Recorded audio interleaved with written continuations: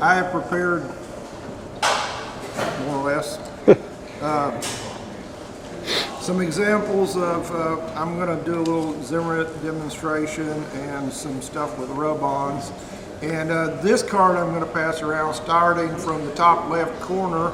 I got Zimmerit with just a coat of dark yellow on it, then a dark wash, then a dark wash, dry brushed with straight dark yellow, then lightened dark yellow. We got a couple of patterns of Zimmerit on here. And then going around, I've got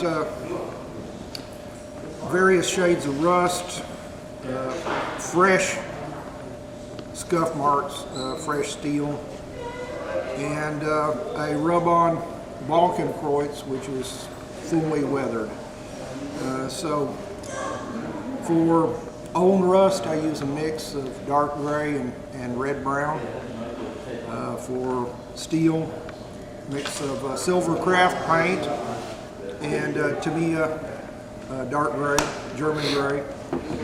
And this final panel here going all the way around like that where the Balkenkreuz is, I followed up like I did on this kit with a wash of Tamiya khaki to give it a dusty, dirty, grungy, weathered appearance. So I'll pass this around and you can observe. I have this wonderful Zimmerit tool that I made years ago. I need to read. Doing the most common Zimmerit pattern, which is rows of indentations. So that's really easy to do. And years ago I acquired these things. This is for the waffle pattern found on assault guns. This is a pattern found on some Panthers. It's kind of a crosshatch pattern. And on their nether ends, they got tiny little things in the same pattern for the hard to get to spots. Now, doing Zimmerit the way I do it, you don't have to be really precise. I'm going to pass around an example of that here in a moment. As far as markings, I've got a rub-on marking on this sheet. Just a straight rub-on marking on top of paint, completely untreated in any other way. Decals from 3 different sheets. One of which I have, half of the decal I've treated with this wonderful product, Winsor & Newton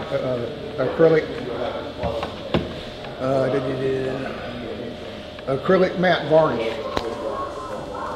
So if you look carefully at the third one from the right on the top, half of it has been dulled down. But as I pass this, when I pass this around, you decide for yourself which you'd rather use if you have the choice, the rub-on or the decals.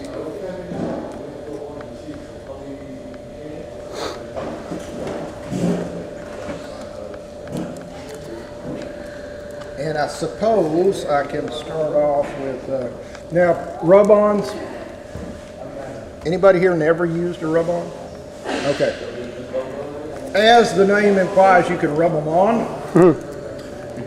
Press it. Now, the problem with that is positioning. You pretty much got one chance to get it in the right position. They are slightly tacky, so you can either use the tackiness of the rub-on itself. You can use a piece of Scotch tape to hold it in place while you're rubbing it on. And usually that'll do. Now with solid markings, there's another way you can do it. You can take a piece of decal paper, rub your marking onto that, and this is especially useful if you're concerned about getting it in the right position. And these are Archer dry transfers. They're pretty tough. They take a lot of handling. You can wet them and push them into indentations with a toothpick or something without worrying about tearing them. All of my Bruinden markings that I've had for several years are pretty much shot. They they just fall apart after, and I've had them in a sealed Tupperware container, and they still don't hold up. So far, not had that problem with the Archer moldings. All right, rubbing that onto decal paper. All right, and these Archer dry transfers, they're really good about if you burnish them down in every spot thoroughly. I've never really had any problem with part of it not adhering. All right, I'm going to dip that in water, just like a decal. All right, there we go.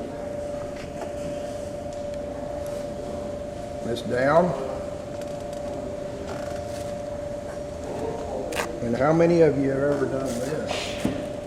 Bought it and it comes up on the paper towel. Yeah.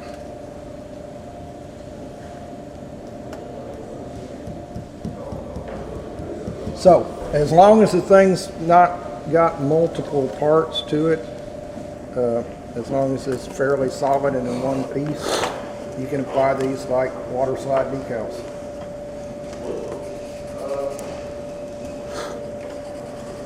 Have you had those same issues when it's on the model, or is it just when it's on the sheet? It's when it's on the model. I hadn't noticed on the sheet, but like I said, mine are shot anyway. Oh, now it's coming off. But anyway, had to buy a new tube of green putty because I was trying to do this, apply this last night, and the putty in my tube was, well, semi-congealed. So I got a lot of exercise squeezing.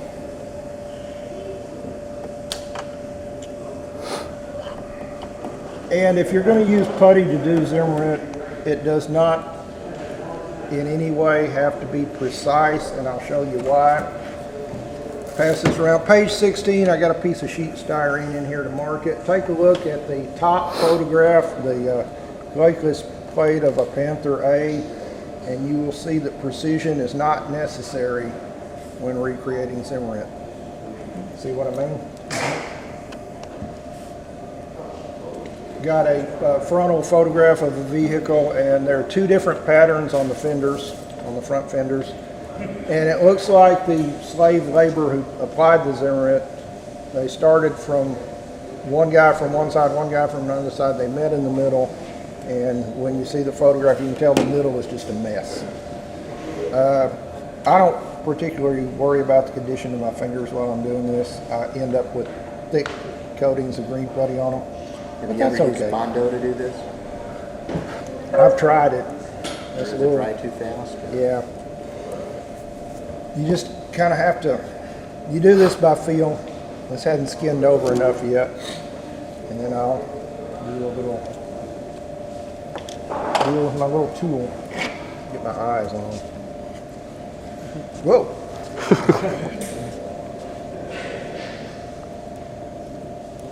So it doesn't matter if it's thick in spots, thin in spots, the real thing was that way.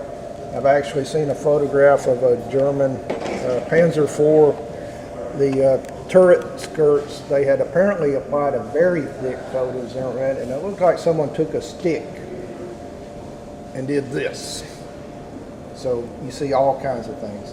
Now certain vehicles have certain, normally you'll see a certain pattern on them. The one that I'm going to do with this little styrene tool, most commonly seen on, well, Panzer IVs, Elephants, Panthers also. The waffle pattern usually on Stoop 3s. That's getting close now.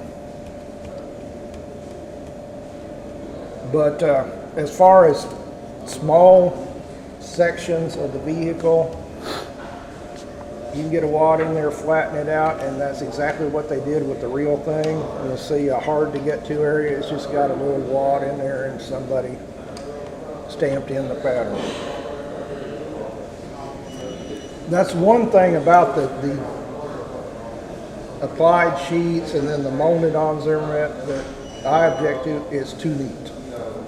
They make an effort to kind of vary the pattern a little, and but it's really too neat, and it's really difficult to do chipped Zimmerit that way, and it would chip off like where you climb over the edge of a vehicle, if you hit anything, if you have battle damage from a shot. Sounds like when we judge armor models and we see the Zimmerit as irregular or wobbly, then that's not necessarily a mark against the model. No, because the Because real thing, under battlefield conditions, a lot of times they just did the best they could with what they had. And it's quite true even with camouflage.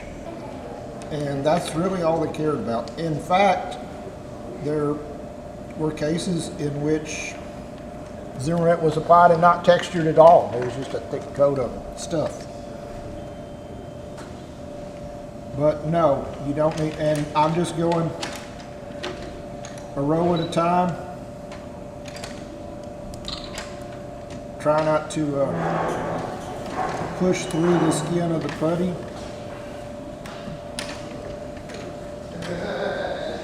But there'll be thick spots, thin spots, and the real thing was like that, and every once in a while you gotta clean your tool. I'll do one more row and I think that'll hit it.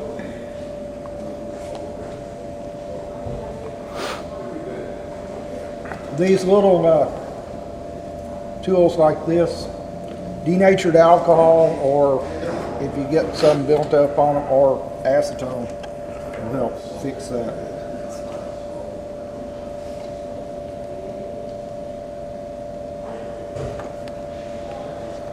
And you can even use liquid cement to take the excess putty off of these if it gets built up in the pattern.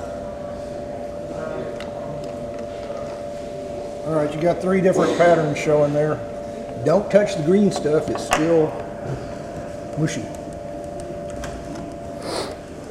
And that's the way it works. And it's easy if you want to do chipped Zimmerit, you just leave it off that area that you don't want.